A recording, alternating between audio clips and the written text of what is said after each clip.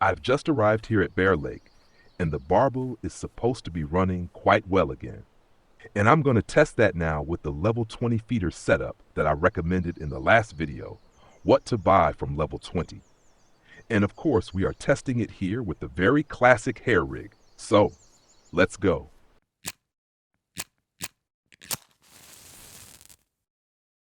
So, let's get started here with the feeder setup and the classic hair rig at Bear Lake.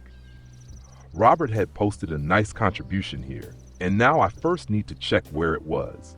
And I'm already automatically running toward one of the 3 important spots here at Bear Lake. But it wasn't that one. The first important spot here at Bear Lake was this one, namely 5531. And then we are already entering the area, and this is definitely a very familiar site. You can cast right here, but you can also cast from over here, for example, toward the last water lily, roughly right here. But other than that, this usually works quite well on a regular basis.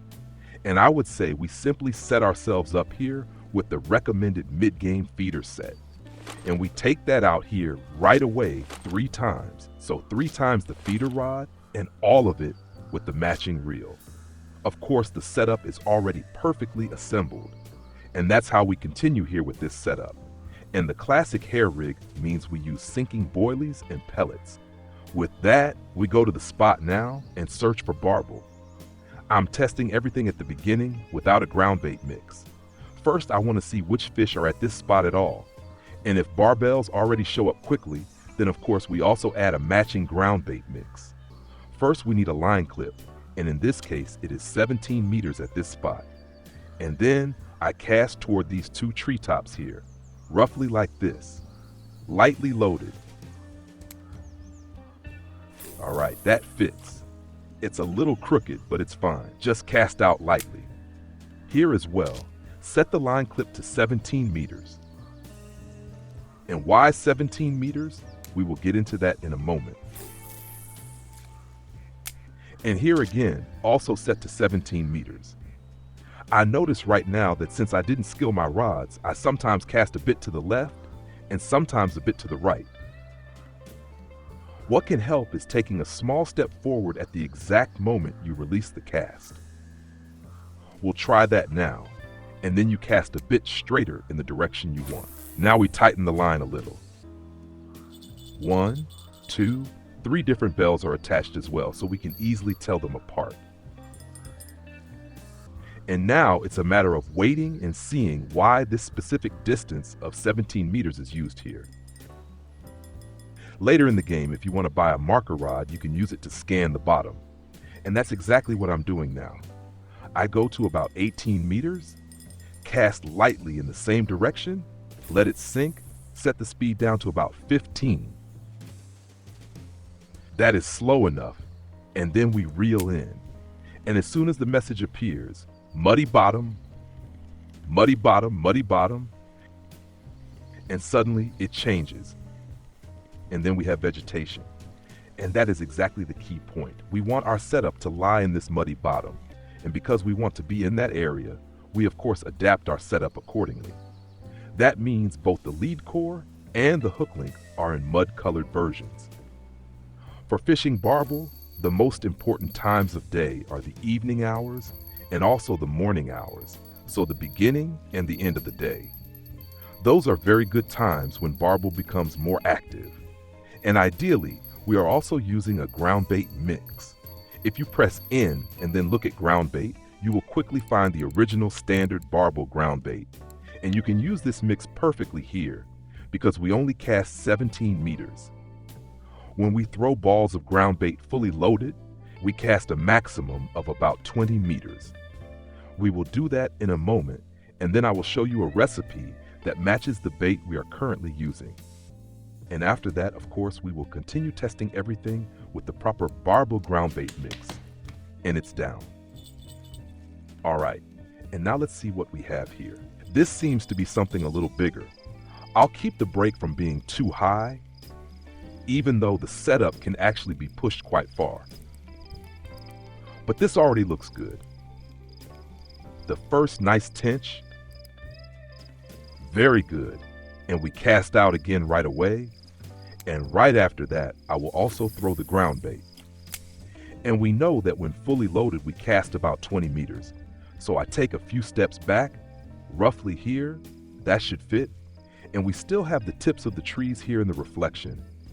So that means I cast right here, and we land almost exactly in that area. And that is exactly how we do it now.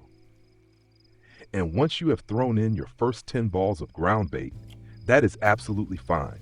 10 balls in the beginning, just to activate the spot properly. That is already a good amount. And the last ball. What you can, of course, do is add more ground bait regularly. You can easily throw in 5 balls again in the morning hours, around 4 o'clock, and another 5 balls at around 4 o'clock in the afternoon. If you look at the ground bait mix in detail and read the info, you will see that this mix has an effect duration of 27 hours. And if you fish at a spot and stay for around 2 hours, you will not be able to overfeed the spot this way.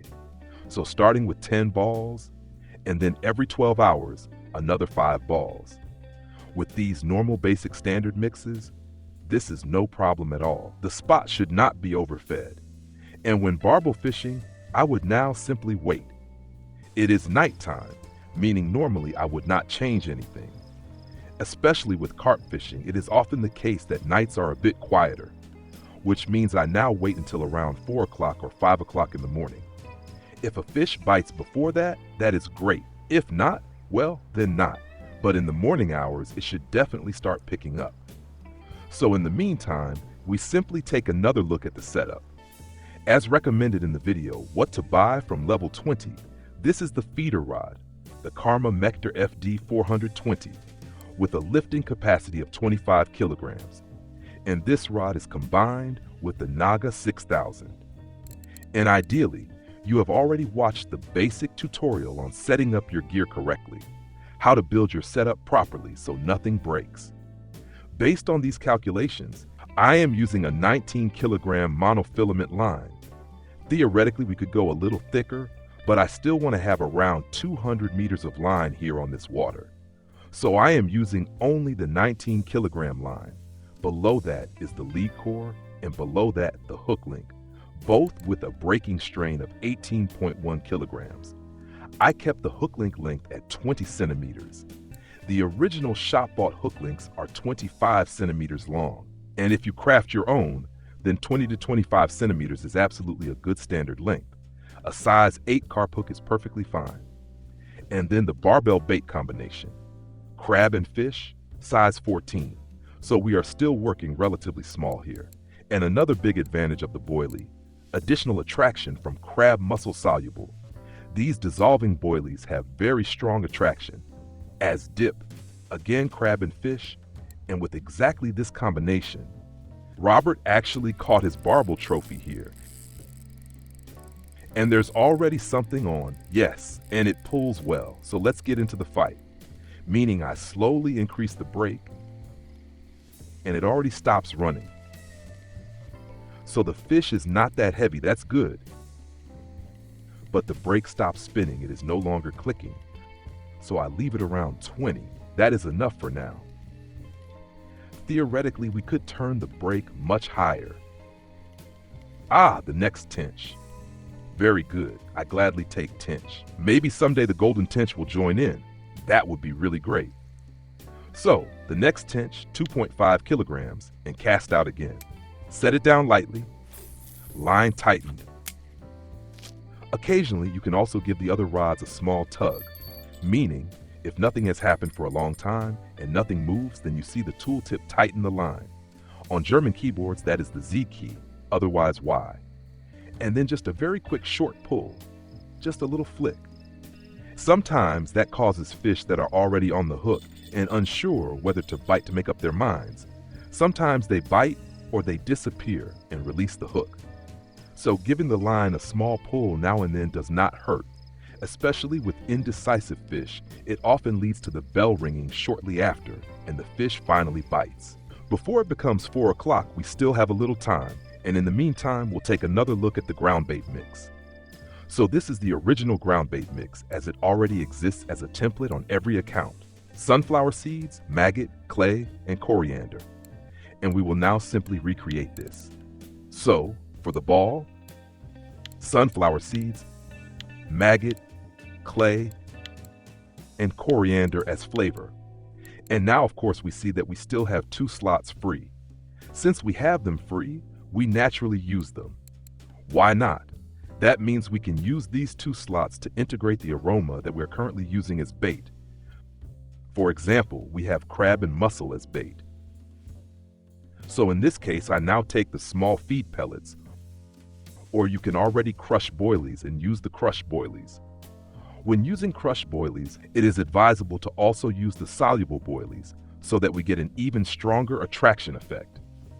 In this case, I leave that out for now and simply use mussel as bait and then use the simple mussel feed pellets. And then we have the ground bait mix, the original barbel mix with crab and mussel, and I prepare it now.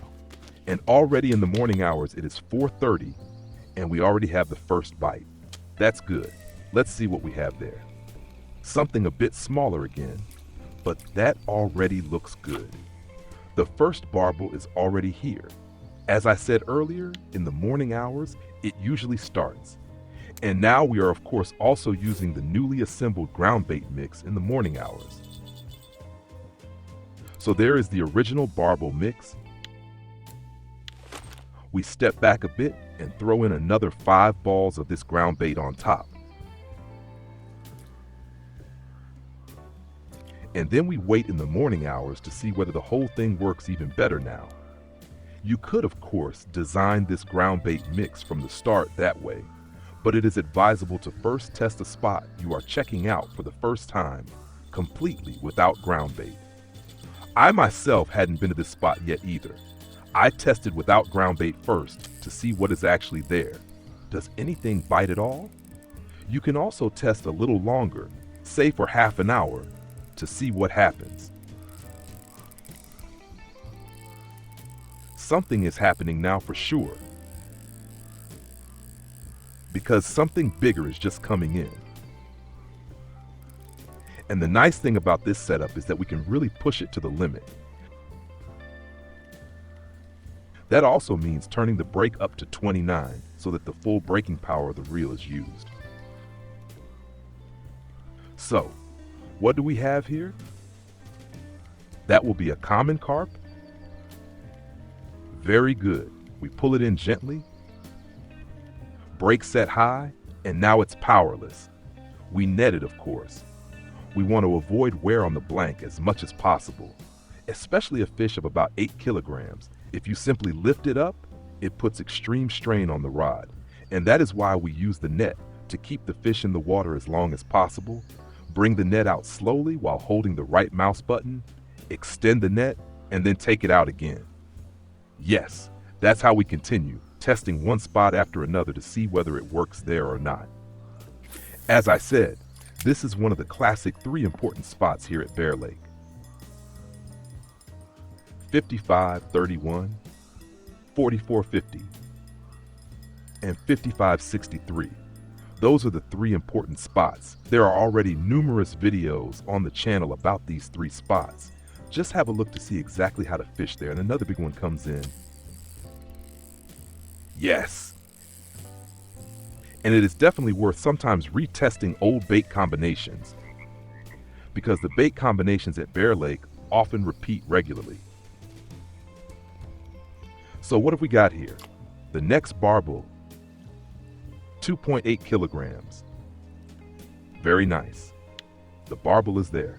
You can really do this nicely, relaxed, on a classic hair rig with the simplest means. A simple feeder set for the mid-game, and of course the ground bait mix for barbel. Without ground bait, the whole thing is naturally much more difficult. Ground bait works very well for barbel. So, without ground bait, if you still can't do it, go back to winding rivulet. Simply fish with the earthworm, earn silver, and then invest the earned silver in creating the ground bait. And then eventually, you'll succeed at fishing for carp as well. So much for the sport. Go test, test, test. Thanks again to Robert for sharing in Discord. Link to the Discord is under the video, by the way. If this helped you, give a thumbs up, subscribe to the channel, don't forget, that helps me again, and then we'll see each other in the next video. Until then, tight lines.